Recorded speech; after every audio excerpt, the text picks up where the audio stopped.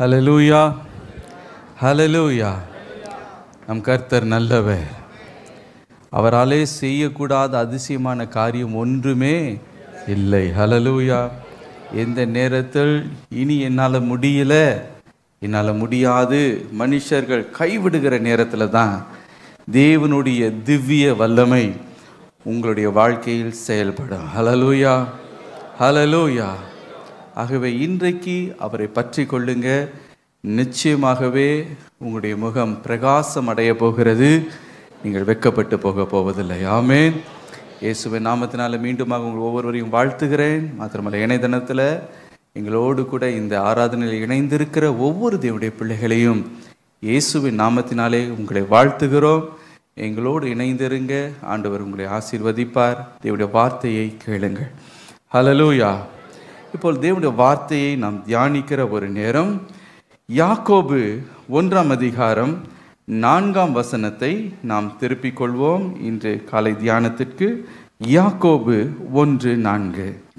நீங்கள் ஒன்றிலும் குறைவுள்ளவர்களாய் இராமல் பூரணராயும் நிறை உள்ளவர்களாயும் இருக்கும்படி பொறுமையானது பூரண கிரியை செய்ய கடவது. சங்கீதம் 34:10. சிங்கக்குட்டிகள் தாழ்ச்சி அடைந்து பட்டினியாயிருக்கும், கர்த்தரை தேடுகிறவர்களுக்கோ ஒரு நன்மையும் குறைவுபடாது. ஹல்லேலூயா. இந்த காலை வேளையிலும் நம்முடைய பரம தகப்பனுடைய ஒரு பிரதான ஆசை, விருப்பம், பிரியம் நம்முடைய வாழ்க்கையில் என்னவென்றால், ஒன்றிலும் நாம் குறைவுபடாதபடிக்கு எல்லாவற்றிலும் சம்பூர்ணமும் நிறைவுமாய் ஆசீர்வாதத்தை நாம் பெற்றுக்கொள்ள வேண்டும் என்பதுதான் தேவனுடைய சித்தமாயிருக்கிறது. ஹல்லேலூயா. ஒன்றிலும் குறைவுபடாதபடிக்கு, ஒரு நன்மையும் குறைவுபடாதபடிக்கு எல்லாவற்றிலும் நாம் நிறைவுள்ளவர்களாய் இருக்க வேண்டும், பரிபூர்ணமுள்ளவர்களாய் நாம் காணப்பட வேண்டும். ஒரு நன்மையும் குறைவுபடக்கூடாது என்பதுதான் அவருடைய சித்தம்.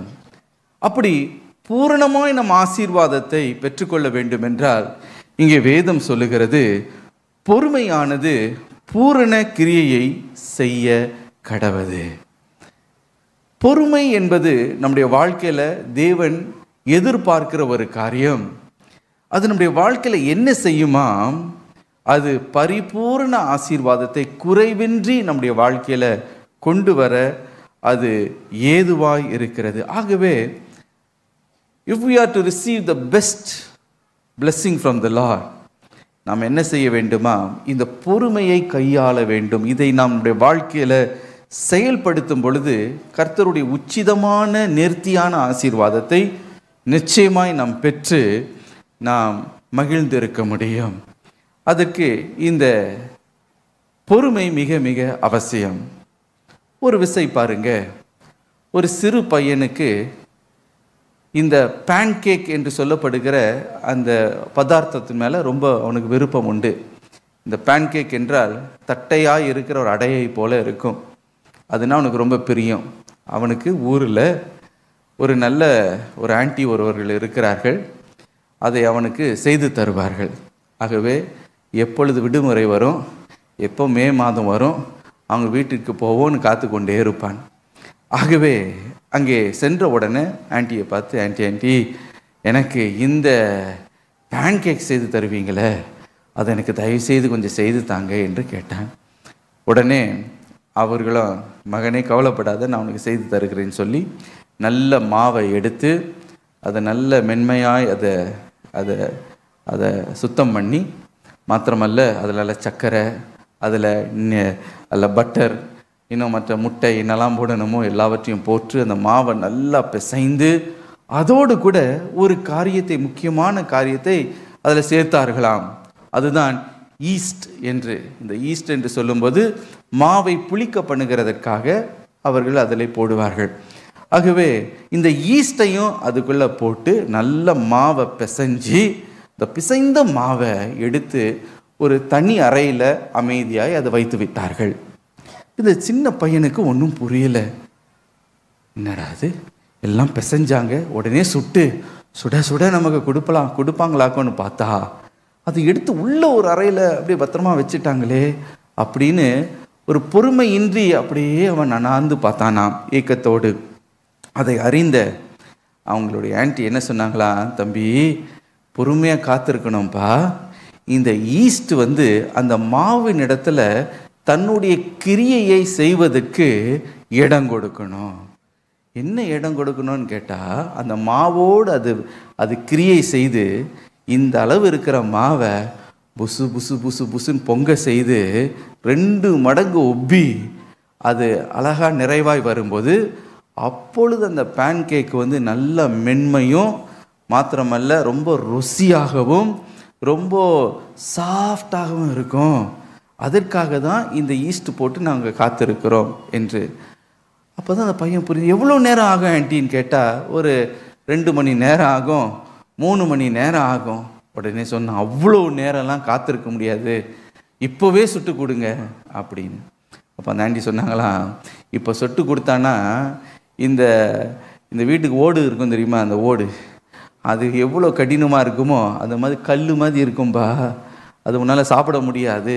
ஆகவே இந்த ஈஸ்டானது தன்னுடைய பூரண கிரியையை இந்த மாவில் செய்யும்படி அதற்கு இடங்கொடு, அப்பொழுது பூரணமான ரொம்ப ருசியான நேர்த்தியான நிறைவான உனக்கு பிரியமான பேன்கேக் உனக்கு கிடைக்கும். இந்த பையனுக்கு என்ன செய்யணும்னு தெரியல, பொறுமையாக காத்திருந்தான். 2 மணி நேரம் 3 மணி நேரம் பார்த்தா அந்த ஈஸ்ட் அந்த மாவில் வேலை செய்து அப்படியே புஃப்னு அது பொங்கி இருக்கு. அதை அவங்க பிசைஞ்சு நல்ல தவாவில் போட்டு அவனுக்கு கொடுத்தா அவ்வளவு ருசியா, மேலே நல்லா முறு முறு முறு முறு முறுன்னு, உள்ளே பார்த்திங்கன்னா பஞ்சு போல் நல்ல சாஃப்ட்டு, இந்த பஞ்சு சாஃப்ட்டு இப்போ ஸ்பாஞ்சு கேக்கு மாதிரி உள்ளே புசு புசுன்னு இருக்குது. அதில் கொஞ்சம் நல்ல தேனை ஊற்றி அந்த குட்டி பையனுக்கு கொடுத்தாங்க பாருங்க, அவனுடைய ஆனந்தத்திற்கு அளவே இல்லை. அவ்வளோ மகிழ்ச்சியாய் அதை அவன் உட்கொண்டானான். எனக்கு பிரியமானவர்களே, அதே போல தான் நம்முடைய ஆண்டவரும் நம்மை பார்த்து என்ன சொல்லுகிறார் என்றால், பல நேரத்தில் நாம் பொறுமையை நாம் இழந்து போகிறோம், அவசரப்படுகிறோம், பதற்றப்படுகிறோம், கண்மூடித்தனமாய் சில காரியத்தை உடனடியாய் அப்பொழுதே எல்லாம் செய்து எல்லாவற்றையும் நிறைவேற்றிவிட வேண்டும் என்று நாம் துடிக்கிறோம். எனக்கு பிரியமானவர்களே, நம்மை பார்த்தவர் சொல்லுகிறார், உனக்கு பரிபூர்ணமான ஆசீர்வாதங்கள் எந்த குறையுமின்றி உனக்கு வர வேண்டும் என்றால், நிறைவானது உனக்கு கிடைக்க வேண்டும் என்றால், பொறுமையானது தன்னுடைய கிரியையை செய்வதற்கு நீ இடம் கொடு என்று. ஹல்லேலூயா. பொறுமைக்கு இடம் கொடுத்து கர்த்தருக்கு காத்திருக்கும் போது நிச்சயமாகவே பூரணமான சம்பூரணமான ஆசீர்வாதத்தை உங்களுடைய வாழ்க்கையில் நீங்கள் பெற்று அனுபவிப்பீர்கள் என்பதில் எந்தவித சந்தேகமும் இல்லை. ஒரு சகோதரர் விதமாய் அவர் சொன்னார், ஐயா, இப்படி ஒரு இடத்துல முதலீடு பண்ணால் இவ்வளோ பணம் கிடைக்கும் என்று சொன்னார்கள். நான் அவசரப்பட்டு அது என்ன ஏது என்று கூட விசாரிக்காமல், என்னுடைய மனைவியோடு கலந்து ஆலோசிக்காமல் வேகமாய் மறைத்து என்னுடைய சேவிங்ஸ், என்னுடைய எல்லா பணத்தையும் நான் கொண்டு போய் என்ன செய்ய, என்னுடைய எல்லா ஏர்னிங்ஸையும் நான் இந்த நபர் இடத்துல நான் நம்பி கொடுத்தேன். அதோடைய அந்த அவசரப்பட்டது நிமித்தம் அதோடைய வேதனையின் பிரதிபலன் ரொம்ப என்னை வாட்டுகிறது, ரொம்ப என்னை பாடுபடுத்துகிறது என்று ரொம்ப துயரத்தோடு அவர் சொன்னார். பிரியமானவர்களே, பல நேரத்தில் சில காரியங்களை பதட்டப்பட்டு சீக்கிரமாக சில காரியங்கள் நடக்கணும், உடனே நடந்து முடிந்து விட வேண்டும் என்று அவசரப்படுகிறதுனாலே கர்த்தர் நமக்கு ஆயத்தம் பண்ணி வைத்திருக்கிற அந்த பூர்ணமான நிறைவான ஒரு குறையுமின்றி ஆண்டவர் கொடுக்க வேண்டும் என்று இருக்கிற ஆசீர்வாதத்தை நாம் இழந்து விடுகிறோம். பாருங்க, ஒரு விசை ஒரு குடும்பத்தில் ஒரு அம்மாவுக்கு கொஞ்சம் நெஞ்சில் அவங்களுக்கு கொஞ்சம் வாய்வான்னு தெரியல, கொஞ்சம் ஒரு அழுத்தம் போல் இருந்தது. உடனே அவங்க பயந்துட்டாங்க, ஐயோ எனக்கு ஹார்ட் அட்டாக்காக இருக்கிறது போல் இருக்குது, நெஞ்சு வலிக்கிறது மாதிரி இருக்கே, உடனடியாக நம்முடைய மகளுக்கு கல்யாணம் பண்ணி வச்சிடணும், நான் கண்ணை மூடுறதுக்குள்ளே எப்படியாவது திருமணத்தை நான் பார்த்துடணும்னு அவங்களுக்கு ஒரே அவசரம். படிக்கட்டில் ஏறி வருவாங்க, கொஞ்சம் மூச்சு வாங்கும், அப்படியே சேரை போட்டு அங்கேயே உட்காந்துப்பாங்க, வாங்க, ஐயோ சீக்கிரம் கல்யாணம் கட்டி வச்சிடணும் போல இருக்கு, நான் கண்ணை மூடுறதுக்குள்ளே எப்படியாவது இந்த கல்யாணத்தை பார்த்துடணும். இப்படியே சொல்லி சொல்லி சொல்லி என்னோடய கணவர் ஆர்ட்ட சொன்னாங்க, இந்த ஜூன் மாதத்துக்குள்ளே எப்படியாவது இந்த கல்யாணம் நடக்கணும், அதற்கு பிறகு நான் ஆண்டோடைய ராஜ்யத்திற்குள் நான் போகிறேன். இது வானத்திலிருந்து ஆண்டவர் அக்னி ரதத்தை அனுப்பி எலியாவை அப்படியே தூக்கிட்டு போகிற மாதிரி இந்த அம்மாவை தூக்கிட்டு போகிறதா இவங்களுக்கு ஒரு கற்பனை. ஆகவே சீக்கிரமாக ஜூன் மாதத்துக்குள்ளே முடிச்சிடணும் அப்படின்னா பாருங்கள், அந்த கணவரை எல்லாரும் சேர்ந்து அடித்து பிடிச்சி எங்கெங்கேயோ எல்லாம் சந்தும் பொந்தும் எல்லாம் தேடி பார்த்து எங்கேயோ இருந்து ஒருத்தனை பிடிச்சிட்டு வந்தாங்க. அவன் யார் ஏது, அவனுடைய அவனை பற்றி, அவனுடைய பேக்ரவுண்டை பற்றி, குடும்பத்தை பற்றி எந்த விசாரணையுமே செய்யாமல் அவனை கூட்டி கொண்டு வந்து அவன் இந்த ஊழியத்தில் இருக்கிறானாக்கும், மாத்திரமல்ல அவங்க அம்மா அங்கங்கே ஊழியம் செய்கிறாங்களாக்கும். இவ்வளவு தான். இதை வைத்து வேக வேகமாக அவனை வைத்து இந்த திருமணத்தை செய்கிறதுக்கு எல்லா தீர்மானத்தையும் எடுத்துட்டாங்க. ஆண்டோட பாதத்தில் காத்தில்லை, ஜெபிக்கலை, தேவ மனிதருடைய ஆலோசனையை தேடலை, ஒன்றுமே இல்லாமல் என்னமோ ஜூன் மாதத்துக்கு பிறகு அடுத்த நாளே அவங்க பரலோக ராஜ்யத்துக்கு அப்படியே ஃப்ளைட் எடுத்து பிடிச்சி போகிற மாதிரி அன்னைக்கே வேக வேகமாக அவங்க சீக்கிரமாக அந்த ஜூன் மாதத்துக்குள்ளே அந்த கல்யாணத்தை நடத்தி முடிச்சிட்டாங்க. அதுக்கு பல மாதம் ஆச்சு. எந்த அக்னி ரதமும் வானத்துலேருந்து இறங்கலை. அவங்க நல்லா தான் இருந்தாங்க. ஆனால் என்ன, அவங்களுடைய மகளுடைய வாழ்க்கை பாழா போச்சு. அது வாழ்கிற ஒரு நரகமான ஒரு வாழ்க்கை. ரொம்ப வேதனை பற்றி ஒவ்வொரு வருஷமும் அவங்க வேதனைப்படுகிறதுக்கு அளவே இல்லை. இப்போ உண்மையிலேயே நெஞ்சை பிடிச்சிட்டு உட்காந்துக்கிட்டு இருக்கிறாங்க. காரணம் என்னென்னா வேற ஒன்றும் இல்லை, பொறுமையை இழந்து அவசரப்பட்டு உணர்ச்சி வசப்பட்டு சில காரியங்களை உடனே இப்போவே முடிச்சிடணும் அப்படின்னு தட்டால் புட்டாலும் சில காரியத்தை செய்கிறதுனால வருகிற வேதனைக்கு அளவே இல்லை. ஆகவே தான் ஆண்டவர் சொல்லுகிறார், பொறுமையானது தன்னுடைய கிரியையை செய்வதற்கு நீ இடங்கொடு, அப்பொழுது ஒரு நன்மையும் வாழ்க்கையில் குறைவுபடாது, எல்லாவற்றையும் சம்பூர்ணமும் பூரணமுமாய் நிறைவாய் நீ பெற்றுக்கொள்வாய் என்று. ஆம் பிரியமானவர்களே, ஒருவேளை இன்றைக்கு உள்ள நொந்து நீங்கள் போய் வந்திருக்கலாம். எவ்வளவு காலம் இந்த குறிப்பிட்ட காரியத்திற்காக நான் ஜெபித்து கொண்டு இருப்பது, இன்னும் எவ்வளவு காலம் இந்த ஆசீர்வாதத்திற்காக நான் காத்து கொண்டு இருப்பது, எவ்வளவு காலம் என்னுடைய பிள்ளையுடைய திருமண காரியம் இப்படி தடைப்பட்டு கொண்டே இருக்கும் என்று உள்ளத்தின் ஆழத்தில் ஒரு துயரத்தோடு நீங்கள் காணப்படலாம். எப்பொழுதுதான் கர்த்தர் எனக்கு நீதி நியாயத்தை என்னுடைய கண்கள் காணும்படி அவர் செய்ய போகிறார், நான் இந்த அழுகையின் பள்ளத்தாக்கின் வழியாய் நான் போய்கொண்டு இருக்கிறேனே, இன்னும் எவ்வளவு காலம் இந்த போராட்டத்தை நான் சந்தித்து கொண்டு இருப்பது, எவ்வளவு நாள் இதை சகிப்பது என்று பல கேள்விகளோடு இருதயத்தில் நொந்து போய் ஒருவேளை பொறுமையையும் இழந்து முறுமுறுத்து கொண்டு ஒருவேளை நீங்கள் அமர்ந்து கொண்டு இருக்கலாம். எனக்கு பிரியமானவர்களே, இன்றைக்கு கர்த்தர் உங்களை பார்த்து சொல்லுகிற காரியம், மகனே மகளே, பொறுமையானது தன் பூரண கிரியையை செய்வதற்கு நீ இடங்கொடு, அப்பொழுது ஒன்றிலும் நீ குறைவுபட்டு போவதில்லை. ஹல்லேலூயா. அதன் காலத்தில் தேவன் எல்லாவற்றையும் சகலவற்றையும் அவர் நேர்த்தியாய் செய்து முடிக்கிறவர். ஆகவே இன்றைக்கு சோர்ந்து போய் கர்த்தர் எனக்கு செய்ய மாட்டார், இந்த நன்மையான காரியத்தை நான் காண மாட்டேன் என்று உங்களுடைய நம்பிக்கையை விசுவாசத்தை தளர விட்டு விடாதீங்க. இன்றைக்கு ஆண்டவரை பிடித்து கொள்ளுங்க. நான் நன்மையானவைகளை நான் காண்பேன். ஹல்லேலூயா.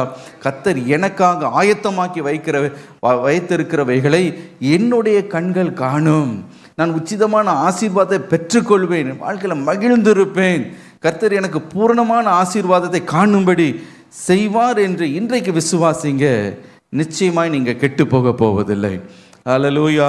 சங்கீதம் 27:13 சங்கீதக்காரன் சொல்லுகிறான், நானோ ஜீவனுள்ளோர் தேசத்திலே கர்த்தருடைய நன்மையை காண்பேன் என்று விசுவாசியாது இருந்தால் கெட்டு போயிருப்பேன். சொல்லுகிற ஜீவனுள்ள தேசத்தில் கர்த்தருடைய நன்மையை காண்பேன் என்று விசுவாசியாது இருந்தால் நான் கெட்டு போயிருந்திருப்பேன்.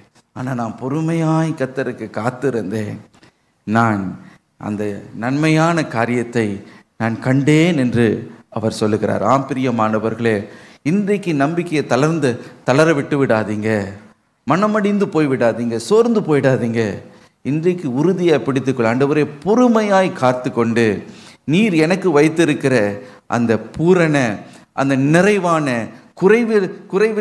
குறைவில்லாத அந்த ஆசீர்வாதத்தை பெற்றுக்கொள்ளும்படி எனக்கு அனுகிரகத்தை செய்யும். ஆனால் பெரிய பிரச்சனை இங்கே என்னவென்றால், பொறுமையாக இருப்பது தான் இருக்கிறதுலே ரொம்ப ஒரு கஷ்டமான ஒரு காரியம். எப்படி பொறுமையாக இருப்பது? எப்படி இந்த திவ்ய பொறுமையை நம்முடைய வாழ்க்கையில் பெற்று குறைவில்லாத அந்த ஆசீர்வாதத்தை எப்படி நாம் பெற்றுக்கொள்வது? அதை தான் குறித்து இன்றைக்கு நாம் தியானித்து நாம் ஜெபிக்க போகிறோம். நான் விசுவாசிக்கிறேன், இன்றைக்கு இந்த காலை நேரத்தில் கர்த்தர் உங்களோடு கூட இடைப்பட போகிறார், உங்களோட பேச போகிறார். இன்றைக்கு உங்களுடைய ஆவி ஆத்மா சரீரத்தில் ஒரு உன்னத பலனை ஆண்டவர் கட்டளிடுவாராக.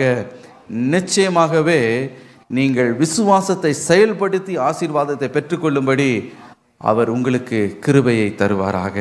முதலாவதாக, எப்படி இந்த நீடிய பொறுமையை, இந்த திவ்ய பொறுமையை நாம் பெற்றுக்கொள்வது? அது தேவனுடைய பிரசன்னத்தில் நம்ம காத்திருக்கும் பொழுதுதான் இந்த திவ்ய பொறுமையை நாம் பெற்றுக்கொள்ளுகிறோமாம். ரோமர் 15ஆம் அதிகாரம் 5ஆம் வசனம் இவ்விதமாய் சொல்லுகிறது. வாசிக்க கேட்போம். பொறுமையையும் ஆறுதலையும் அளிக்கும் தேவன் கிறிஸ்து இயேசுவினுடைய மாதிரியின்படியே நீங்கள் ஏக சிந்தையுள்ளவர்களாய் இருக்கும்படி உங்களுக்கு அனுக்கிரகம் செய்வாராக. இங்கே வேதம் சொல்லுகிற பொறுமையையும் ஆறுதலையும் அளிக்கும் தேவன். இதே வசனத்தை ஆங்கிலத்தில் வாசித்து பார்க்கும் பொழுது இன்னும் அருமையாய் அங்கே எழுதப்பட்டு இருக்கிறது. தமிழில் நாம் வாசிக்கிறோம், பொறுமையையும் ஆறுதலையும் அளிக்கிற தேவன், God who gives this comfort and this patience என்று நாம் வாசிக்கிறோம். அதை ஆங்கிலத்தில் வாசித்து பார்ப்பீர்கள் என்றால் God of patience and God of comfort என்று வாசிக்கிறோம். ஆம் பிரியமானவர்களே, நம்முடைய தேவனே எப்படிப்பட்டவராம்? நீடிய பொறுமை உள்ளவர்.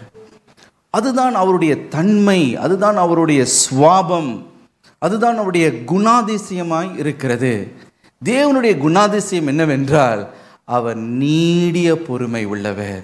ஒரு பக்கம் நம்மை தேற்றுகிற தேவனாய் இருக்கிறார், சகல ஆறுதலின் தேவனாய் இருக்கிறது மாத்திரமல்ல, பொறுமை உள்ள தேவனாகவும் அவர் இருக்கிறாராம்.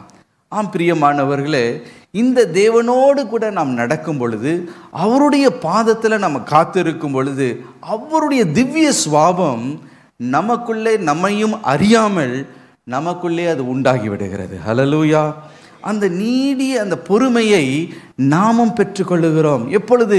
அவருடைய பாதத்தில் காத்திருந்து அவரோடு நடக்கும் பொழுது, அவரோடு சஞ்சரிக்கும் பொழுது, அவரோடு பழகும் பொழுது, ஒவ்வொரு நாளும் அவரோடு கூட நடக்கும் பொழுது அவருடைய திவ்ய சுவாபம் நமக்குள்ளே உட்புகுத்தப்படுகிறது, நமக்குள்ளே தானாக வந்து விடுகிறது. ஹல்லேலூயா. ஆங்கிலத்தில் ஒரு பழமொழி ஒன்று உண்டு, show me your friend and I will tell you who you are. உன்னுடைய நண்பனை எனக்கு நீ காண்பி, நீ யார் என்பதை நான் உனக்கு சொல்லுகிறேன். அப்படி என்றால் நம்ம யாரோடு நெருங்கி பழகிறோமோ, யாரோடு கூட நம்ம சஞ்சரிக்கிறோமோ, யாரோடு கூட நம்ம பழகுகிறோமோ, அவர்களுடைய குணாதிசயம், அவர்களுடைய அந்த தன்மை நமக்குள்ளே நம்மை தானாக நம்மை பாதிக்கிறது, நம்மை அறியாமல் பாதிக்கிறது. அவருடைய வழிகளை, அவர்களுடைய சுவாபங்களை நாமும் கற்றுக்கொள்ளுகிறோம்.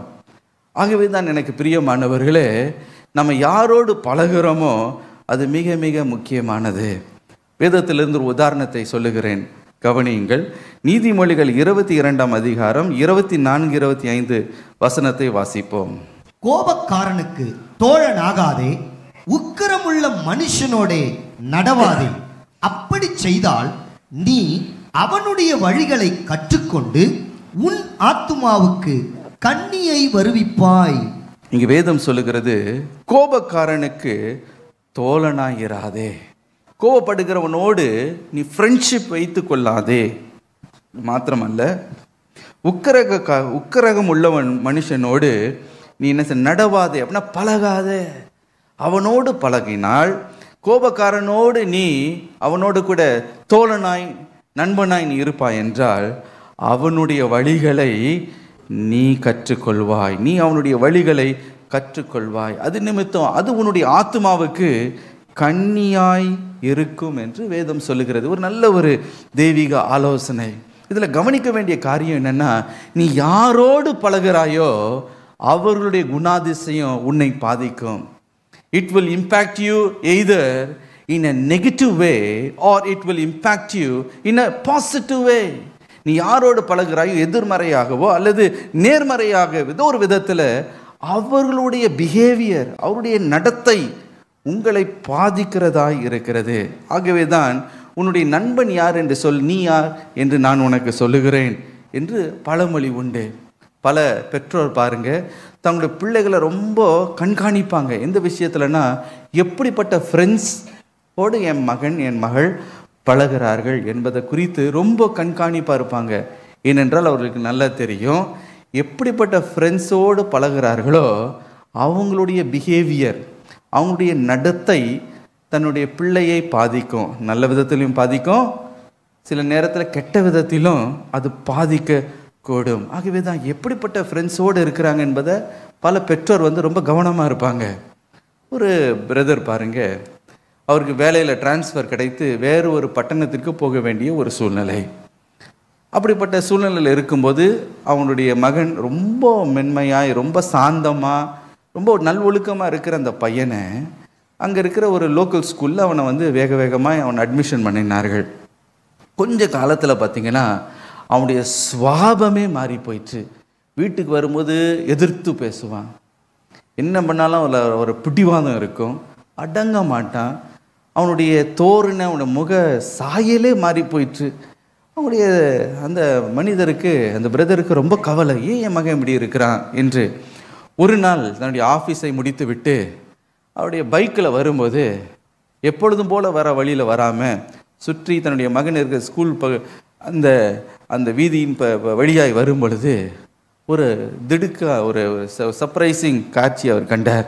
என்னன்னு பார்த்தா, அந்த கூட்டத்தில் இருக்க சில பசங்களோடு தன்னுடைய மகனை நின்று கொண்டு பான்பராக் போட்டுக்கொண்டு கையில் ஒரு சிகரெட்டை வச்சுக்கிட்டு ரொம்ப ஸ்டைலாக நின்றுட்டு இருக்காரு.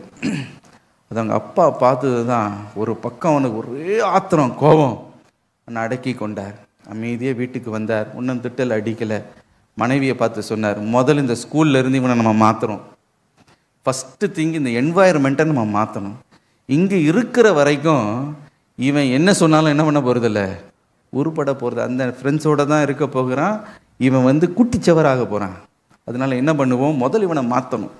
ஆகவே என்ன ஆனாலும் சரி, அவனை கஷ்டப்பட்டு அங்கேருந்து எடுத்து வேற ஒரு இதுக்கு அவனை மாற்றி கொஞ்ச நாளில் பார்த்திங்கன்னா அது ஒரு நல்ல என்வாயர்மெண்ட், நல்ல ஸ்கூலில் போட்டதுனால, நல்ல நண்பர்கள் அவனால் பழகினதுனால அந்த பிஹேவியர் அவனுடைய வாழ்க்கையில் ஒரு திரும்பவும் ஒரு மாற்றத்தை கொண்டு வந்தது.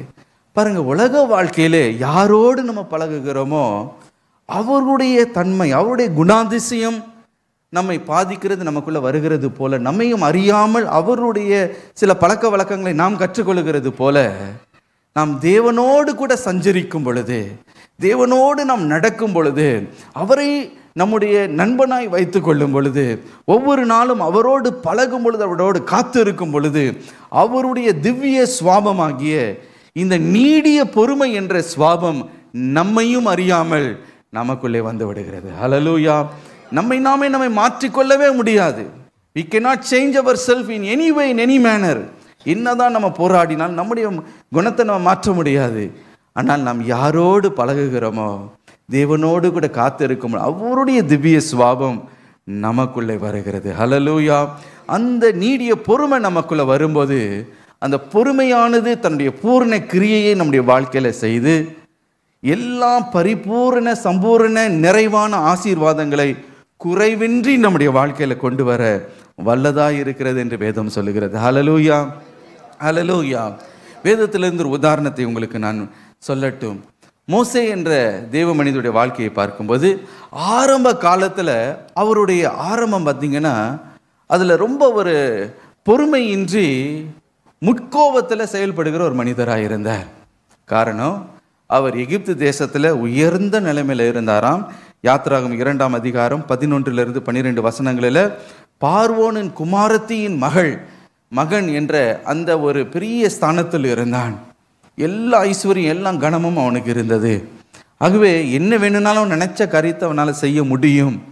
அப்படி ஒரு நாள் அவன் அங்கே இருக்கிற எபிரேயர்கள், அந்த அடிமைகளெல்லாம் வேலை செய்து கொண்டு இருக்கிறத கண்காணிக்க போன போது, தன்னுடைய சொந்த ஜனமான ஒரு எபிரேயனை ஒரு எகிப்தியன் ஈவு இறக்கம் இல்லாமல் அடின்னு அடித்து நொறுக்கிற அந்த காட்சியை கண்டான். கண்ட உடனே அவனுக்குள்ள ஒரு கலக்கம், ஒரு கோபம் வந்தது. இப்படியா என்னுடைய எண்ணத்தான, என்னுடைய சொந்த ஜனத்தில் இருக்க ஒரு மனிதனை இப்படியா நீ நொறுக்குகிறாய் என்று அவனுக்குள்ள இருந்த அந்த கோபத்தில் உடனடியாக பொறுமையை இழந்து மோசே என்ன செய்தானாம், அந்த எகிப்தியனை இவன் தாக்கினான். எகிப்தியனை அடித்து நொறுக்கி அவனை கொலை செய்து யாரும் காணாதபடிக்கு மணலில் அவனை பாடியை புதைச்சிட்டாரு. புதைச்சிட்டு யாருக்கும் தெரியாதுன்னு நினைத்து கொண்டு இருந்தார் மோசே. ஆனால் என்ன நடந்தது பாருங்க, எகிப்தியர்களுக்கு எப்படியோ செய்தி போய்விட்டது, இந்த மோசே தான் கொலை செய்தான் என்று. இப்போ மோசையை கைது செய்யும்படி ஒரு சூழ்நிலை வந்தபோது பாருங்க, மோசே பயந்து கலங்கி, ஐயோ தன்னுடைய உயிருக்கு என்னாகுமோ ஆபத்தாகுமோன்னு பயந்து தன்னுடைய பொறுமை இழந்து செய்த ஒரு கிரியைக்குரிய பலனை அனுபவிக்க வேண்டியதாயிற்று. வனாந்திரத்துக்கு ஓட வேண்டியதாயிற்று, மீதியான் தேசத்துக்கு ஓட வேண்டியதாயிற்று. 40 வருஷம் பாருங்க, வனாந்திர வாழ்க்கை, நோக்கமற்ற ஒரு வாழ்க்கை, அலைந்து திரிகிற ஒரு வாழ்க்கை. ஆனால் இப்படிப்பட்ட மோசையை தேவன் எப்படி மாற்றினாராம், உலகத்தில் உள்ள சகல மனிதர்களிலும் மிக சாந்தமும் பொறுமையான ஒரு மனிதனாய் அவரை மாற்றினார். எப்படி இந்த ஒரு பெரிய மறுரூபம் உண்டாயிற்று என்று நீங்கள் பார்ப்பீர்கள் என்றால், யாத்திராகமம் 33:11 சொல்லுகிறது போல, மோசே அந்த வனாந்திரத்தில் இருந்த நாட்களில் அந்த 40 வருஷம் முச்செடி அக்னியாய் தேவன் அவனுக்கு தரிசனமான அந்த நாள் முதல் அவன் தேவனோடு பழக தொடங்கினான். எகிப்தியரோடு பழகின பொழுது மூர்க்க கோபியாய் அவன் இருந்தான், முட்கோபியாய் அவன் இருந்தான். ஆனால் தேவனோடு அவன் பழக வேதம் சொல்லுகிறது, மோசே தேவனோடு கூட ஒரு நண்பன் பழகுவதை போல பழகினானா.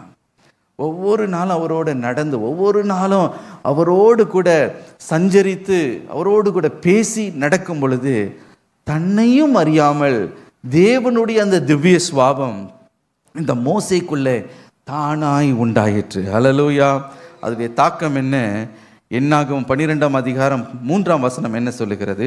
மோசேயானவன் பூமியில் உள்ள சகல மனிதரிலும் மிகுந்த சாந்த குணமுள்ளவனாய் இருந்தான். ஹல்லேலூயா. மோசேயானவன் பூமியில் உள்ள சகல மனிதர்களிலும் சாந்த குணமுள்ளவனாய் இருந்தான். இது எப்படி ஆச்சுன்னு கேட்டீங்கன்னா, ஒரே ஒரு காரணம், show me your friend, Jal tell you who you are. உன் நண்பனை நீ காண்பி, நான் சொல்லுகிறேன் நீ யார் என்று.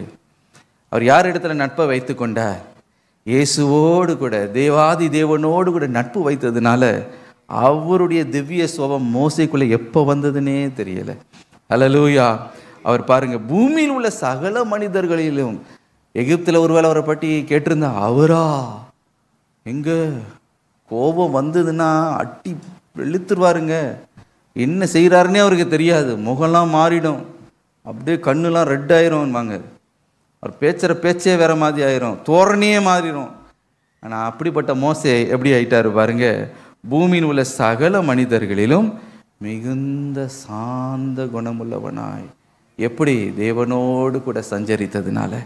ஆம் பிரியமானவர்களே, இந்த நீடிய பொறுமை நமக்குள்ள எப்போ வருகிறது என்றால், தேவனோட பாதத்திலோட பிரசன்னத்தில் ஒவ்வொரு நாள் நாம் காத்திருக்கும் பொழுது இந்த திவ்ய சுவாபம் நமக்குள்ளே உண்டாகுகிறது. ஆகவே தான் இயேசு சொன்னார் மத்தேயு 11ஆம் அதிகாரம் 29ஆம் வசனத்தில், நான் சாந்தமும் மனத்தாழ்மையுமாய் இருக்கிறேன், என் நுகத்தை உங்கள் மேல் ஏற்றுக்கொண்டு என்னிடத்தில் கற்றுக்கொள்ளுங்கள், அப்பொழுது உங்கள் ஆத்துமாக்களுக்கு இளைப்பாறுதல் கிடைக்கும். நான் சாந்தமும் மனத்தாழ்மையுமாய் இருக்கிறேன், என்னிடத்தில் கற்றுக்கொள்ளுங்கள். ஹல்லேலூயா.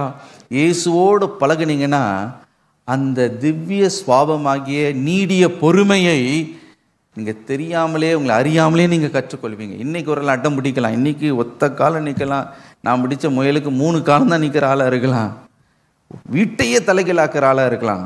ஆனால் நீங்கள் எந்த அளவுக்கு உங்களை மாற்றிக்கொள்ள முடியல, யாருமே யாரையுமே என்ன பண்ண முடியாது, மாற்றிக்கொள்ள முடியாது. ஆனால் என்றைக்கு அவரோடு கூட பழகிறோமோ அவருடைய பிஹேவியர், தேவாதி தேவனுடைய சுவாபம், அவருடைய நடக்கை, அவருடைய குணாதிசயத்தை நீங்கள் கற்றுக்கொள்வீர்கள். ஹல்லேலூயா. அவரை போல மாறத் தொடங்குவோம். அந்த சுவாபம் நமக்குள்ளே வரும். ஒரு ஃப்ரெண்டோட பழகும்போது அவங்களுடைய பழக்க வழக்கத்தை எப்படி கற்றுக்கொள்கிறோமோ, தேவாதி தேவனோடு பழகும் பொழுது, அவரை நம்முடைய நண்பராய் வைத்து கொள்ளும் பொழுது அவருடைய அந்த திவ்ய சுவாபம் நமக்குள்ளே வருகிறது. வேதம் சொல்லுகிறது, இந்த நீடிய பொறுமை நம்முடைய வாழ்க்கையில் பூரண கிரியை செய்யும் பொழுது எல்லா பரிபூரண ஆசீர்வாதத்தையும் நிறைவான ஆசீர்வாதத்தையும் குறைவில்லாமல் நாம் பெற்றுக்கொள்வோம் என்று வேதம் சொல்லுகிறது. ஹல்லேலூயா.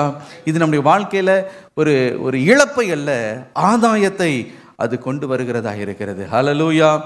ஆவியின் கனியில் ஒரு கனி இந்த நீடிய பொறுமை, அதை ஆவியானவரே நமக்குள்ளே கொண்டு வந்து அவர் வைத்து விடுகிறார். ஹல்லேலூயா. இன்றைக்கு ஒருவேளை உங்களுக்குள்ள பலவிதமான கலக்கம், பலவிதமான ஆங்ஸைட்டி, பலவிதமான ஸ்ட்ரெஸ் வழியாய் நீங்கள் போய் கொண்டு இருக்கலாம். இன்றைக்கு ஆண்டவரை பார்த்து சொல்லுங்கள், அப்பா உம்முடைய பாதத்தில் நான் காத்திருப்பேன்.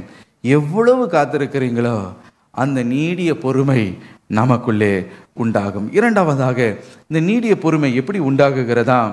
வேத வசனத்தின் மூலமாக, தேவ வாக்கியத்தின் மூலமாய் இந்த நீடிய பொறுமை நமக்குள்ளே உண்டாகுகிறது. ரோமர் 15ஆம் அதிகாரம் 4ஆம் வசனத்தை வாசிக்க கேட்போம்.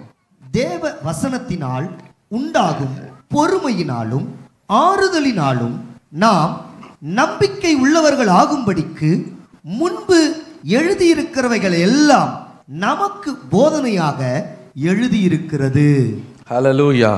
வேத வசனங்கள் எல்லாம் வேத வசனத்தினால் உண்டாகும் பொறுமையினாலும் ஆறுதலினாலும். ஹல்லேலூயா. வேத வசனத்தினாலே ஒரு காரியம் நமக்குள்ளே உண்டாகுகிறது. அதுதான் தேவனுடைய பொறுமை. அந்த பொறுமையும் ஆறுதலையும் நாம் பெற்றுக்கொள்ளுகிறோம். எவ்வளவுக்கு எவ்வளோ தேவனுடைய வார்த்தையை நம்ம தியானிக்கிறோமோ அந்த அளவுக்கு தேவனுடைய இந்த நீடிய பொறுமை இந்த வேத வசனத்தினாலே நமக்குள்ளே உண்டாகுகிறது. நம்ம பல நேரத்தில் நினைக்கிறோம், வேத வாக்கியம்லாம் வசனம்லாம் யாருக்கோ எழுதி வைத்திருக்கிறாங்க. இல்லை பிரியமானவர்களே, வேதம் சொல்லுகிறது, முன்பு எழுதி வைத்திருக்கிறவைகள் எல்லாம் நம்முடைய போதனைக்காக, நாம் கற்றுக்கொள்ளும்படி, நம்முடைய ஆதாயத்திற்காக, நம்முடைய ஆசீர்வாதத்திற்காகவே எழுதி வைக்கப்பட்டிருக்கிறது. ஹல்லேலூயா. அந்த தேவனுடைய வார்த்தையை ஒரு பக்கம் ஆண்டுடைய பாதத்தில் காத்திருக்கிறோம். அவருடைய திவ்ய சுவாபம் நமக்குள்ளே வருகிறது. எவ்வளவு ஒரு பாதத்தில் காத்திருக்கிறோமோ அந்த பாதத்தில் காத்திருக்கும் பொழுது அந்த அமிர்க்கையும் தேவன் மேலே வைத்திருக்க நம்பிக்கையுமே நமக்கு ஒரு பலனாக மாறுகிறது. ஆம் பிரியமானவர்களே, அந்த திவ்ய சுவாபம் நமக்குள்ள வருகிறது. இரண்டாவதாக, தேவ வசனத்தினாலே நமக்குள்ள இந்த நீடிய பொறுமை உண்டாகுகிறதாம். எனக்கு பிரியமானவர்களே, இந்த வேத வசனத்தை குறித்து இந்த வேதாகமத்தில் நம்ம என்ன வாசிக்கிறோம்? நீதிமொழிகள் 6ஆம் அதிகாரம் 22ஆம் வசனம் இவ்விதமாய் சொல்லுகிறது, நீ நடக்கும்போது அது உனக்கு வழிகாட்டும், நீ படுக்கும்போது அது உன்னை காப்பாற்றும், நீ விழிக்கும் போது அது உன்னோட சம்பாஷிக்கும். ஹல்லேலூயா. பல நேரத்தில் நமக்குள்ள குழம்பி நமக்குள்ள ஒரு அங்கலாய்ப்பு வரும்போது, பொறுமையை இழந்து போய்விடுமோ என்று நினைக்கும் பொழுது, ஒரு பக்கம் அவனுடைய பாதத்தில் காத்திருக்கணும், மறுபக்கம் தேவனுடைய வார்த்தையை நாம் தியானிக்க ஆரம்பிக்கும் பொழுது வேத வசனத்தினாலே உண்டாகுகிற இந்த பொறுமை நமக்குள்ளே உண்டாகுகிறது. ஹல்லேலூயா. அவ்வளோ ஆங்ஸைட்டி, எவ்வளோ ஸ்ட்ரெஸ்ஸு, என்ன கவலை, எப்படிப்பட்ட காரியத்தை குறித்து நீங்கள் கவலைப்பட்டு கொண்டு இருந்தாலும் தேவனுடைய வார்த்தை உங்களோடு கூட கிரியை செய்ய தொடங்கும். ஹல்லேலூயா. அது எப்படி கிரியை செய்கிறது பாருங்க. நீங்கள் நடக்கும் பொழுது அது உங்களுக்கு வழி காட்டும். நீங்கள் என்ன செய்வது, உங்களுடைய காரியமாக நீங்கள் போகும் பொழுது, உங்களுடைய காரியங்களை செய்யும் பொழுது தேவனுடைய வார்த்தை உங்களை வழி காட்டுகிறதாம். மாத்திரமல்ல, நீ படுக்கும் பொழுது அது உன்னை காப்பாற்றும். அது என்னங்க, படுக்கும் பொழுது தேவனுடைய வார்த்தை நம்மை காப்பாற்றுகிறது? என்னென்றால், படுக்கும் பொழுது தான் அந்த நாளில் என்னெல்லாம் காரியங்கள் சம்பவித்ததோ எல்லாவற்றையும் நம்ம என்ன பண்ணுவோம், ரீவைண்ட் போட்டு அதை மீண்டும் மீண்டும் அசை போட்டு நம்மளுடைய சிந்தனையில் அதை யோசித்து கொண்டே இருப்போம். அப்படி யோசிக்கும் போது தான் கசப்பு வரும், யோசிக்கும் போது தான் கோபம் அப்படியே மூர்க்கமாக எழும்பும். அப்போ தான் ஒரு மன சோர்வு உண்டாகும். அந்த நேரத்தில் தான் டிப்ரெஷன் வரும். இரவு நேரத்தை தூங்க முடியாது, ஏதோ ஒரு கலக்கம், இரவெல்லாம் கலக்கம். ஐயோ, எனக்கு பைத்தியம் பிடிக்கிறது மாதிரி இருக்குது, இரவெல்லாம் எனக்கு ஒரே மென்டல் டார்ச்சராக இருக்குது, தூங்கவே முடியல, எத்தனையோ நாள் ஆயிடுச்சு தூங்கி. எனக்கு பிரியமானவர்களே, ஆகவே தான் வேதம் சொல்லுகிறது, தேவனுடைய வார்த்தையை தியானித்து விட்டு நாம் தூகும் பொழுது அந்த தேவனுடைய வார்த்தை என்ன செய்கிறதாம்? நம்முடைய மனதை அதை காப்பாற்றுகிறது. ஹல்லேலூயா! என்னை காப்பாற்றும், டிப்ரெஷனுக்குள்ளே போக விடாமல் காப்பாற்றும், மன உளைச்சலிலிருந்து உன்னை அது காப்பாற்றும். மாத்திரமல்ல, நீ விழித்து கொள்ளும் பொழுது தேவனுடைய வார்த்தை உன்னோடு கூட பேசும். ஹல்லேலூயா! சில நேரத்தில் அப்படியே சில பாடல் மூலமாக ஆண்டவர் உங்களோடு பேசுவார். உங்களை அறியாமல் சில பாட்டு அப்படியே உங்கள் மனதுக்குள்ளே வரும். அதுலேயே நீங்கள் எதிர்பார்க்கிற அந்த ஆன்சர், அந்த பதில் அதில் இருக்கும். சில வாக்குத்தத்தத்தை ஆவியானவர் அழகாக தெளிவாக உங்களுடைய காலை நேரத்தில் உங்களுடைய இருதயத்தில் பளிச்சுன்னு வரும். அந்த வார்த்தையே ஒரு ரேமா வார்த்தை மாதிரி பிடித்து கொள்ளுங்க, அதன்படியே கர்த்தர் செய்வார். ஹல்லேலூயா! பிரியமானவர், தெளிந்த புத்தி ஆண்டவர் கொடுப்ப. அந்த கலக்கம், உங்களுக்குள்ளே இருக்கிற அந்த அந்த டெர்மாயில், அந்த உள்ள கொந்தளிப்பை ஆண்டவர் மாற்றுவார். ஹல்லேலூயா! பிரியமானவர்களே, தேவனுடைய வார்த்தையை எவ்வளவுக்கு எவ்வளோ தியானிக்கிறோமோ அதை நம்ம வழிகாட்டுகிறது, நம்மை காப்பாற்றுகிறது, நம்மோடு சம்பாஷிக்கிறது என்று வேதம் சொல்லுகிறது. பிரியமானவர், ஆகவே தான் சங்கீதம் 119 அதிகாரம் 105 வாசிக்கிறோம், உம்முடைய வசனம் என் கால்களுக்கு தீபமும் என் பாதைக்கு வெளிச்சமுமாயிருக்கிறது. ஹல்லேலூயா! இந்த தேவனுடைய வார்த்தையினால் உண்டாகிற பொறுமை உள்ள வரும்போது அந்த பொறுமையானது தன்னுடைய பூர்ண கிரியையை செய்யும். அப்பொழுது நீங்கள் சம்பூர்ணமான, பரிபூர்ணமான, குறைவற்ற ஆசீர்வாதத்தை நிச்சயமாகவே நீங்கள் பெற்றுக்கொள்வீங்க. நீங்கள் சொல்லுவீங்க, ஆண்டவரே, இந்த விஷயத்தில் நான் பொறுமையாக இருந்ததுனால இந்த ஆசீர்வாதத்தை நான் பெற்றுக்கொண்டேன்ப்பா, உமக்கு நன்றி ஆண்டவரே என்று சொல்லத்தக்கதாக அந்த தேவனுடைய வார்த்தை உங்களை வழி நடத்தும். ஒரு பஸ்ஸை பாருங்கள், ஒரு சகோதரர், அவங்களுடைய ஆஃபீஸில் அவருக்கு அவ்வளவு போராட்டம். அவங்களுடைய பாஸ் எப்பொழுதுமே அவரை கரம் வைத்து, அவர் உட்கார்ந்தாலும் தப்பு, அவர் எழுந்தாலும் தப்பு, அவர் சிரித்தாலும் தப்பு, உம்முன்னு இருந்தாலும் தப்பு. நல்ல ட்ரெஸ்ஸு போட்டுட்டு வந்தால் ஒரு கமெண்ட்டு, ஒழுங்காக ட்ரெஸ்ஸு போடலன்னா ஏன்டா இப்படி வந்த அப்படின்னு அதில் ஒரு கமெண்ட்டு, நீங்கள் இடது பக்கம் திரும்பினாலும் வலது பக்கம் என்ன பண்ணாலும் தப்பு. அப்படி ஒரு நெருக்கமான, எல்லாருனாலும் பகைக்கப்படுகிற ஒரு சூழ்நிலை. அப்படிப்பட்ட சூழ்நிலையில் அவர் ரொம்ப வேதனைப்பட்டு எவ்வளவோ பல்ல கடித்து எல்லாவற்றையும் சகித்து கொண்டே இருந்தார். ஒரு நாள் அவருக்கு அவ்வளவு கோபம். வீட்டுக்கு வந்தார், நேராக முகத்தை கழுவிட்டு அந்த கண்ணாடியை பார்த்து தனக்குள்ளேயே பேசி சொன்னாராம், நாளைக்கு நான் போக போகிறேன் ஆஃபீஸுக்கு.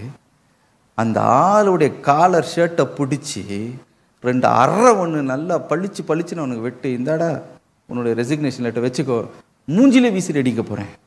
இது தனக்குள்ளே தீர்மானித்து கண்ணாடியை பார்த்து இவர் பேசிக்கிட்டு அவ்வளோ ஆத்திரத்தில் இருக்கிறார். இப்படிப்பட்ட நேரத்தில் அன்றைக்கு அவர் ஜெபித்து விட்டு எப்பொழுது போல கடமைக்கு வேதத்தை வாசித்து விட்டு அவர் நித்திரைக்கு போகும்போது ஆண்டவர் தெளிவாய் அவரோடு பேசினாராம், மகனே, உனக்கு நன்மை உண்டாயிருக்கும்படி பொறுமையாயிரு, நான் காரியத்தை நான் பார்த்துக்கொள்வேன், நீ பொறுமையாயிரு. பாருங்கள், அந்த ஒரு வார்த்தை தனக்குள்ளே காலையில் எழுந்த உடனே இவன் வாக்குத்தத்த வசனத்தோடு அவரோடு பேசினாராம். அதே ஆஃபீஸுக்கு போகணும். ஆனால் இந்த தடவை அவர் போகும்பொழுது அவர் சொல்லுகிற, என்னையும் அறியாமல் ஒரு திவ்ய பொறுமை எனக்குள்ளே வந்தது. ஆஃபீஸில் உட்காந்து அதே பாஸ், அதே டார்ச்சர் தான், ஒன்றும் மாறலை. மாத கணக்கில் என்னை என்ன விதத்துலலாம் உபத்திரம் கொடுக்கணுமோ கொடுத்தாங்க. ஆனால் அவங்களுக்கே ஒரே ஆச்சரியம், நான் ஒன்றும் வாயம் திறக்கலை, ஒன்றும் பேசலை, நான் உண்டு என் வேலை உண்டு அமைதியாக போயிட்டு வந்து கொண்டு இருந்தேன். என்ன சொன்னாலும் அமைதியாக தலையாட்டி கொண்டு. எப்படி எனக்கு இந்த பொறுமை வந்ததுன்னே தெரியல. அதுக்கு பிறகு சொல்லுகிறார், கர்த்தர் என்னை உயர்த்தினார். இன்னொரு ஆஃபீஸ் ஆண்டவர் என்னை டிரான்ஸ்ஃபர் பண்ணார், நல்ல ப்ரொமோஷன் கொடுத்தாங்க, என்னை நல்ல உயர்ந்த நிலைமையில். அவர் சொல்லுகிற, அன்றைக்கு நான் பொறுமையை இழந்து இருந்திருப்பேன், ஆனால் இன்னைக்கு நான் காண்கிற ஆசீர்வாதத்தை நான் பார்த்துருக்கவே மாட்டேன் பிரதர். அன்றைக்கு எப்படி தான் அந்த பொறுமை எனக்கு வந்ததோ எனக்கே தெரியலை. பிரியமானவர்களே, இன்றைக்கும் பல நேரத்தில் பொறுமையை இழந்து போகிற அளவுக்கு கொந்தளிப்பும் வாழ்க்கையில் வரலாம். இனி இந்த மனுஷனோட நான் வாழ்வதை டிவோர்ஸ் பண்ணுறேன் அப்படின்னு நீங்கள் சொல்லலாம். இனி இவங்க இந்த காரியத்தில் நான் 1-2 பார்க்குறேன் அப்படின்னு நீங்கள் சில காரியத்தில் இறங்கி மோசையை போல் நீங்கள் அவசரப்பட்டு ஒன்றும் பண்ணிடாதீங்க. அதுக்கு பிறகு வனாந்திர வாழ்க்கை தான் வரும். ஆனால் கர்த்தர் இன்றைக்கு உங்களை பார்த்து சொல்லுகிறார், நீடிய பொறுமையானது தன்னுடைய பூர்ண கிரியையை செய்வதற்கு நீ இடங்கொடு. ஹல்லேலூயா. அப்பொழுது பரிபூர்ண ஆசீர்வாதத்தை குறைவின்றி நிறைவாய் நீ பெற்றுக்கொள்வதற்கு ஏதுவாய் இருக்கும் நன்மையை காணும்படி நீ பொறுமையாய் இரு. ஹல்லேலூயா. பொறுமைக்கு இடங்கொடு. நான் காரியங்களை பார்த்து கொள்வேன், நான் உனக்கு யுத்தத்தை செய்வேன், நான் உனக்கு நியாயத்தை செய்வேன், நீ பொறுமையாய் காத்திரு. எனக்கு பிரியமானவர்களே, ஆபிரகாமுடைய வாழ்க்கையை உதாரணத்திற்கு பாருங்க. ஆதியாகமம் 15ஆம் அதிகாரம் 1-2 வசனங்களில் ஒரு விசை தேவாதி தேவன் ஆபிரகாமை சந்தித்து அவனை பேசி ஒரு வார்த்தையை அவரை பார்த்து சொன்னாராம். ஆபிரகாமே, நீ பயப்படாதே, நான் உனக்கு கேடகமும் உனக்கு மகா பெரிய பலனுமா இருக்கிறேன் ஆபிரகாமே. ஆனால் ஆபிரகாம் பாருங்க, நம்மளை பார்த்து ஆண்டவர் அப்படி சொல்லியிருந்தா நம்ம துள்ளி குதித்திருந்திருப்போம். ஆனால் அன்னைக்கு ஆபிரகாம் ரொம்ப மனம் உடைஞ்சு போயிருக்கிறார். அன்னைக்கு இவ்வளோ பெரிய ஒரு வாக்குத்தத்தத்தை கொடுத்தாலும் அவருக்கு சந்தோஷமே இல்லை. பெரிய கேடகம் சொல்லுகிறீர், பெரிய பலனா இருக்கிறேன் என்று சொல்லுகிறீர், என்னத்த ஆண்டவரே நீர் எனக்கு கொடுக்க போகிறீர்? என்ன ஆசீர்வாதம் எனக்கு கொடுக்க போகிறீர்? எனக்கு ஒரு பிள்ளை கூட இல்லை. இங்கே கொடுக்குற ஆசீர்வாதம் எல்லாம் என்னத்துக்கு? நான் என்ன பண்ண போகிற இந்த ஆசீர்வாதத்தை வைத்துக்கொண்டு? நீங்கள் பெரிய கேடகமாக இருக்கீங்க, சந்தோஷம். நீங்கள் பெரிய பலனாக இருக்கிறீங்க, சந்தோஷம். ஐஸ்வர்யத்தை குவித்து வைத்திருக்கிறீர், உமக்கு நன்றி. எனக்கு ஒரு பிள்ளையும் இல்லையே, பிள்ளை இல்லாமல் கிடக்கிறேனே.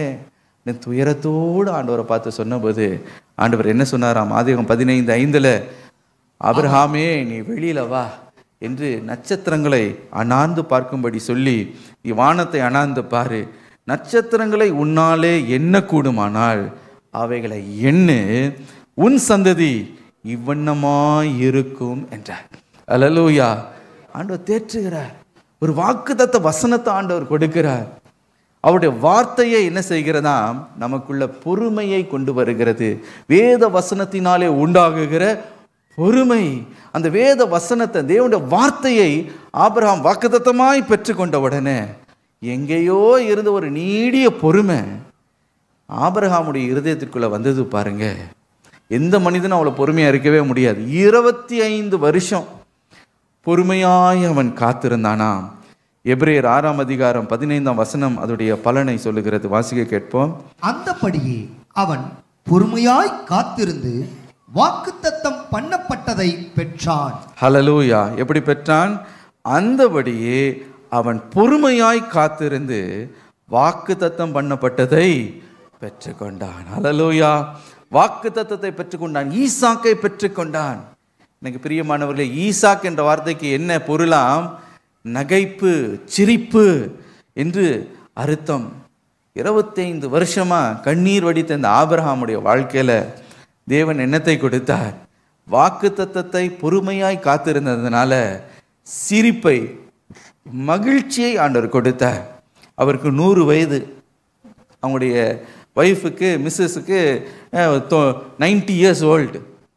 பாருங்கள், சரீரமெல்லாம் செத்து போன ஒரு சூழ்நிலை. இனி எந்த விதத்திலையும் அவங்க இயற்கையாய் பெற்றுக்கொள்ள முடியாது, ஆசீர்வாதத்தை பெற்றுக்கொள்ள முடியாது என்ற சூழ்நிலையில் எல்லாம் சாத்தியமில்லை என்று இருக்கும் பொழுது அவர் சாத்தியமாய் மாற்றும்படி தேவன் பெரிய அற்புதத்தை அவர் செய்தார். ஹல்லேலூயா.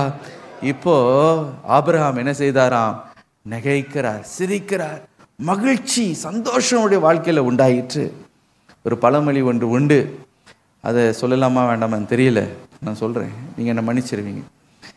அது என்ன சொல்லுவாங்கன்னா, குழந்தை இல்லாத வீட்டில் கிழவன் துள்ளி குதிச்சானா. ஆனால் ஆண்டோடைய அற்புதம் பாருங்க, குழந்தை இல்லாத வீட்டில் கிழவனுக்கு ஒரு குழந்தைய கொடுத்து உண்மையிலேயே அவரை துள்ளி குதிக்கும்படி ஆண்டவர் செய்தார். ஹல்லேலூயா. பாருங்க, நகைத்தானாம் ஈசாக்கு. அப்படியே மகிழ்ச்சி, ஹாஹாஹான்னு சிரிச்சிருந்திருப்பார். ஆண்டவர் கொடுத்து விட்டார் எனக்கு இந்த வாக்குத்தத்தத்தை எனக்கு தந்ததற்காக என்று அவ்வளவு மகிழ்ச்சி. எப்படி இந்த பொறுமை ஆபிரகாமுக்குள்ளே உண்டாயிற்று? எப்படி இந்த பூரண, இந்த குறைவற்ற இந்த ஆசீர்வாதத்தை ஆபிரகாம் பெற்றுக்கொண்டார் என்றால் தேவனுடைய வார்த்தையின் மூலமாய், வாக்குத்தத்தத்தின் மூலமாய் உண்டான அந்த பொறுமை அவனுக்குள்ளே வந்தது. ஹல்லேலூயா. இன்னைக்கு தேவனுடைய வார்த்தையை நீங்கள் தியானிக்க அந்த பொறுமையை ஆண்டவர் இன்றைக்கு உங்களுக்குள்ளே கட்டளிடுவாராக. வாக்குத்தத்தத்தை நீங்கள் பற்றிக்கொள்ள ஒரு விசுவாசம், ஒரு நம்பிக்கை. கர்த்தர் எனக்காக யாவற்றையும் செய்து முடிப்பார், நான் வெட்கப்பட்டு போக போவது இல்லை. அவரை நோக்கி பார்த்த என்னுடைய முகம் இனி செத்து போக போவதில்லை, பிரகாசமடையும். நானும் நகைப்பேன், நானும் சிரிப்பேன். தேவன் எனக்கு ஒரு ஈசாக்கை கட்டளிடுவார். ஈசாக்கு என்னுடைய வாழ்க்கையில் உண்டாகும் பரிபூரணத்தை என்னுடைய கண்கள் காணும். இந்த ஜீவனுள்ள தேசத்தில் தேவன் எனக்காக ஆயத்தமாக்கி வைத்திருக்கிற நன்மையானவைகளை நான் காண்பேன். ஹல்லேலூயா. இன்றைக்கு நீங்க விசுவாசத்தோடு அந்த பொறுமையோடு காத்திருக்கும் போது, ஆம் பிரியமானவர்களே, பொறுமையானது தன்னுடைய பூரண கிரியையை செய்யும் பொழுது நீங்கள் எல்லாவற்றிலும் சம்பூரணமும் நிறைவுள்ளவர்களாக எந்த குறைவுமின்றி எல்லா விதத்திலும் பூர்ணமாய் ஆசீர்வதிக்கப்படுவீர்கள். ஹல்லேலூயா. இன்றைக்கு ஆண்டவரே அந்த நீடிய பொறுமையை எனக்கு தாரும். கடைசியாக அந்த பொறுமை பாருங்க, வேதம் எப்பொழுது வருகிறது என்றால், கர்த்தர் எனக்காக குறித்த காலத்தில் யாவற்றையும் செய்து முடிப்பார் என்று விசுவாசிக்கும் பொழுது இந்த பொறுமை நமக்குள்ளே உண்டாகுகிறது. பிரசங்கி 3ஆம் அதிகாரம் 11ஆம் வசனம். அவர் சகலத்தையும் அதினதின் காலத்திலே நேர்த்தியாக செய்திருக்கிறார், உலகத்தையும் அவர்கள் உள்ளத்திலே வைத்திருக்கிறார். ஆதலால் தேவன் ஆதி முதல் அந்த மட்டும் செய்து வரும் கிரியையை மனுஷன் கண்டுபிடியான். ஹல்லேலூயா. சகலத்தையும் அதின் காலத்தில் நேர்த்தியாய் செய்கிறவர். ஆங்கிலத்தில் he makes everything beautiful in its time. எல்லாவற்றையும் அழகாக என் வாழ்க்கையில் அந்த குறித்த நேரத்தில் கர்த்தர் எனக்காக செய்து முடிப்பார். he has made everything beautiful in its time. ஆம் பிரியமான கர்த்தர் எல்லாவற்றுக்கும் ஒரு குறித்த நேரத்தை வைத்திருக்கிறார். எதற்காக? எல்லாவற்றையும் நேர்த்தியாய் அழகாக நம்முடைய வாழ்க்கையில் செய்யும்படி. அந்த காலம் வரும் மட்டும் நாம் பொறுமையாய் காத்திருக்க வேண்டுமா? அபக்குக் 2ஆம் அதிகாரம் 3ஆம் வசனம் சொல்லுகிறது, குறித்த காலத்திற்கென்று தரிசனம் இன்னும் வைக்கப்பட்டு இருக்கிறது. ஹல்லேலூயா. குறித்த காலத்தில் அது நிறைவேறும், அது பொய் சொல்லாது, அது அப்படியே நிறைவேறும் என்று வேதம் சொல்லுகிறது போல, குறித்த காலத்தில் தேவன் சில காரியத்தை உங்களுடைய வாழ்க்கையில் நிறைவேற்ற வேண்டும் என்று அவர் காத்து கொண்டிருக்கிறார். ஆகவே தான் யோபு எவ்வளவோ போராட்டம், எவ்வளவோ பிரச்சனை வந்தாலும் அவர் ஒரு காரியத்தை சொன்னார். யோபு 23:14 எனக்கு குறித்ததை அவர் நிறைவேற்றி முடிப்பார். ஹல்லேலூயா.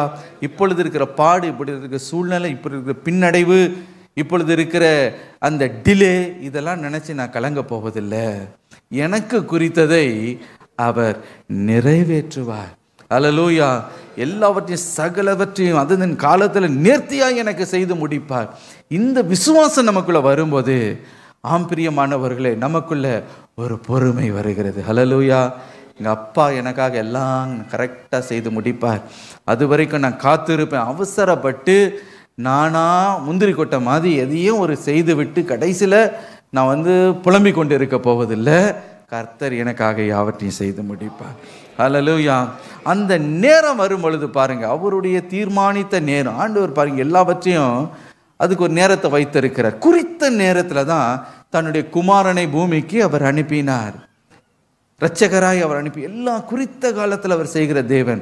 அந்த குறித்த காலம் நம்முடைய வாழ்க்கையில் வரும்போது வாசல்கள் நீங்கள் திறக்கப்படுகிறதை நீங்கள் காண்பீர்கள். இதுவரைக்கும் வராத தருணங்கள் உங்களை தேடி வருகிறத காண்பீங்க.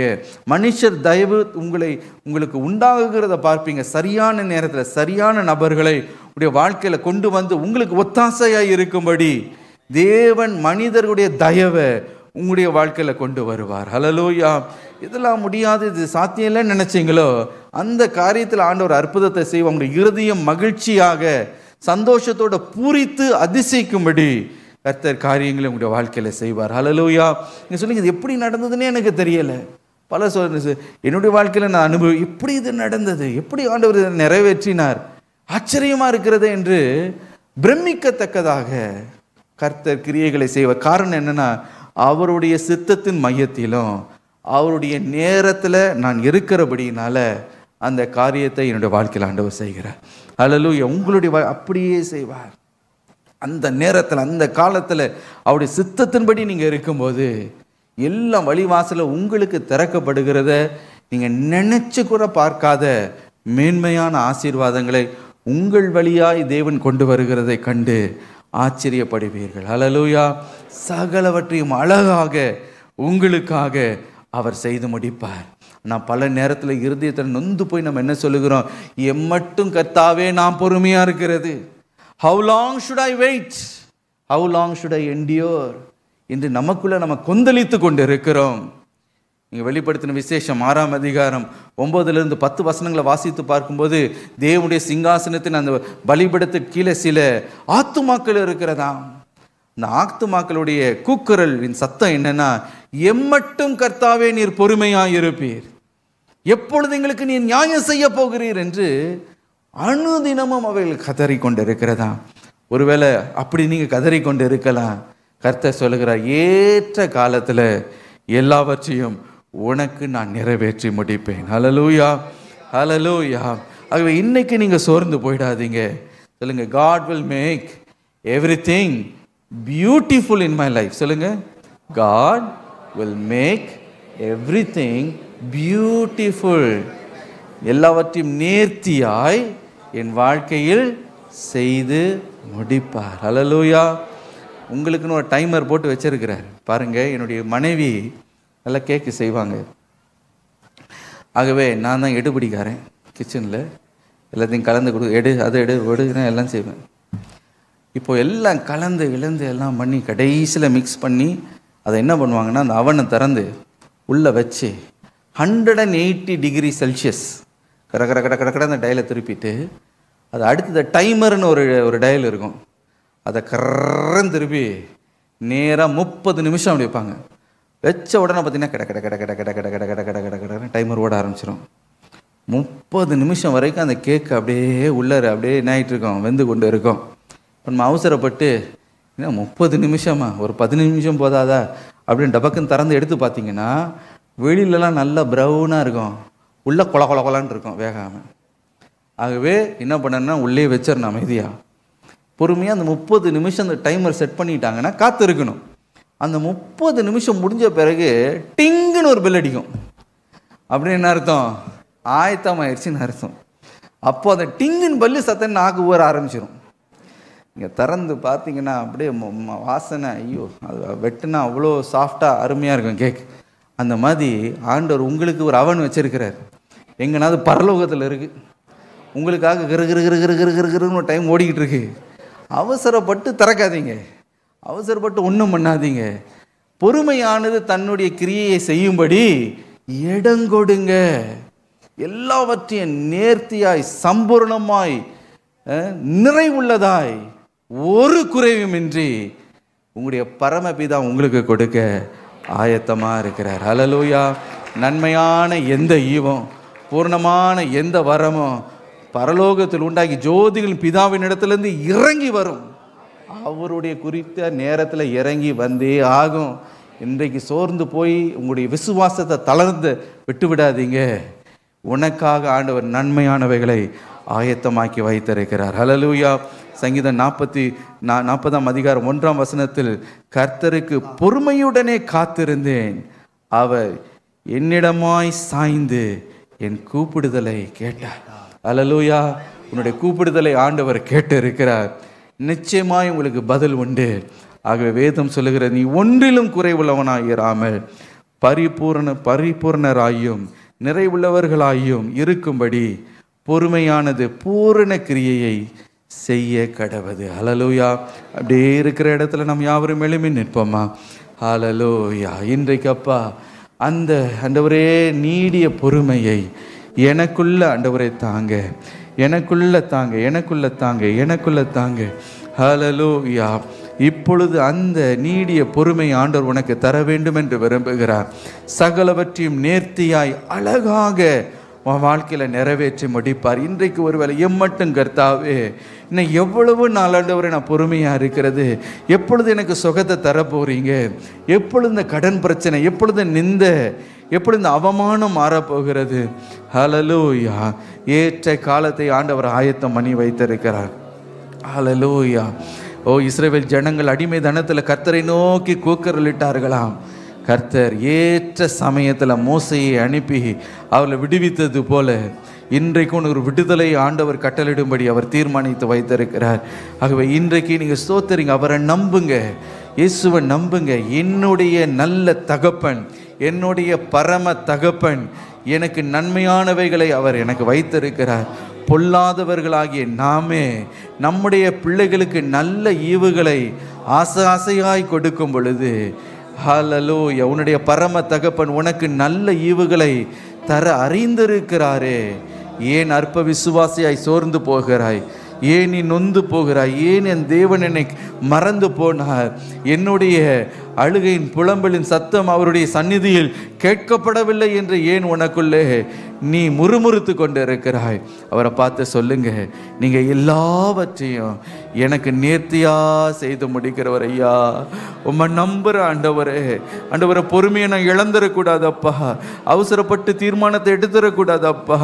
ஹல்லேலூயா. அவசரப்பட்டு சில காரியங்களை செய்துட்டு அதனால கஷ்டப்படுகிறேன். இந்த காரியங்கள் எல்லாம் மாற்றி தாங்க ஆண்டவரே. எனக்கு இன்னொரு தருணத்தை எனக்கு கொடுங்க ஆண்டவரே. எனக்கு ஒரு புதிய ஆரம்பத்தை எனக்கு தாங்க ஆண்டவரே. இந்த நீடிய பொறுமை எனக்குள்ள உண்டாகட்டும்பா. ஹல்லேலூயா. உம்மோடு நான் காத்து இருக்கட்டும், உம்மோடு நடக்கட்டும். மோசே உம்மோடு நடந்தான், அவனுடைய சுவாபமே மாறி போயிற்று. பூமியில் உள்ள சகல ஜனங்களிலும் அவனை போல சாந்தமுள்ள மனிதன் ஒருவனும் இல்லை என்ற வார்த்தையின்படி ஆண்டவரே, என்னை ஆண்டவரே அப்படியாய் மாற்றுங்கப்பா. உடைய பாதத்தில் காத்திருக்கிறப்பா. உம்முடைய திவ்ய குணாதிசயம், உண்மை, உம்முடைய தன்மைகள், உம்முடைய சுவாபங்கள் எனக்குள்ள ஆண்டவர் உட்புகத்தப்படட்டும் ஆண்டவர், எனக்குள்ளாக உண்டாவதாக. ஹல்லேலூயா. அந்த நீடிய பொறுமை எனக்கு தாங்க ஆண்டவரே. ஹல்லேலூயா. நீடிய பொறுமையின் தேவனே, எனக்குள்ள அந்த நீடிய பொறுமையை தாங்கப்பா. ஹல்லேலூயா. ஆண்டவரை, சகிக்கிற அந்த தன்மை எனக்கு தாங்க. நீர் எனக்கு வைத்திருக்கிற அந்த பரிபூரண ஆசீர்வாதத்தை குறைவின்றி ஆண்டவரை நிறைவுள்ளதாய் நான் பெற்றுக்கொள்ளணும். அறக்குறையா பெற்றுக்கொள்ளக்கூடாது ஆண்டவரே. 50% அல்ல, 75% அல்ல, நிறைவாய் நான் பெற்றுக்கொள்ளணும்பா. ஆண்டவரே, பொறுமையானது தன்னுடைய கிரியை செய்வதற்கு நான் இடம் கொடுக்கிறேன் ஆவியானவரே. இந்த ஆவியின் கனியை எனக்குள்ள தாங்க. வேத வசனத்தினால உண்டாகுகிற ஆண்டவரே இந்த பொறுமை எனக்குள்ள உண்டாகட்டும் அப்பா. ஹல்லேலூயா. அதனால நான் ஆறுதல் படையவனாக, அதனால எனக்குள்ள ஒரு பொறுமை உண்டாகட்டும், அதற்குள்ள எனக்குள்ள சாந்தம் உண்டாகட்டும் அப்பா. கேளுங்க. ஹல்லேலூயா. எல்லாவற்றையும் சகலவற்றையும் நன்மைக்கு ஏதுவாய் கர்த்தர் மாற்றுவார். இந்த ஜீவனுள்ள தேசத்தில் உனக்காக ஆயத்தமாக்கி வைத்திருக்கிற நன்மையான காரியங்களை நீ நிச்சயமாய் காண போகிறாய். ஹல்லேலூயா. ஹல்லேலூயா. அவர் எல்லாவற்றையும் அழகாய் செய்து முடிக்கிறவர். ஒரு அருமையான ஒரு ஆங்கில பாடல் ஒன்று உண்டு. அவர் எல்லாவற்றையும் அதன் காலத்தில் அழகாய் செய்து முடிக்கிறவர். ஹல்லேலூயா. In his time, in his time, he makes all things beautiful. In his time, Lord, please show me every day as you're teaching me your way, that you do just what you say in your time. Look at the Lord and say, in his time,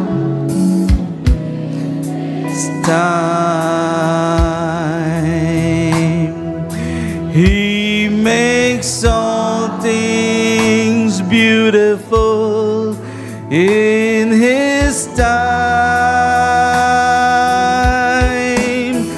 Lord, please show me every day as you teaching me your way, that you do just what you say in your time, Lord, in his time, oh, in his time, you make all things beautiful, you make all things beautiful in your time. Lord, my life to you I bring. May each song I have to sing be to you a lovely thing in your time. One more time. Lift your hands. In your time, my heavenly Father. In your time. Oh, time, Lord, you make all things. In your time, Lord, please show me every day as you're teaching me your way, that you do just what you say in your time. One more time. As you do me every day, as you're teaching me your way, that you do just what you say in your time. One more time. Lord, please show me every day as you're teaching me your way, that you do just what you say in your time. In your time. In His time. In His time. He makes all things beautiful in His time. Lord, please show me every day as you're teaching me your way, do just what you say in your time. Lord, please show me every day. Lord, please show me every day as you're teaching me your way, that you do just what you say in your time. Lord, please show me every day as you're teaching me your way, that you do just what you say in your time. Oh, Lord, please show me every day as you're teaching me your way, as do just what you say in your time.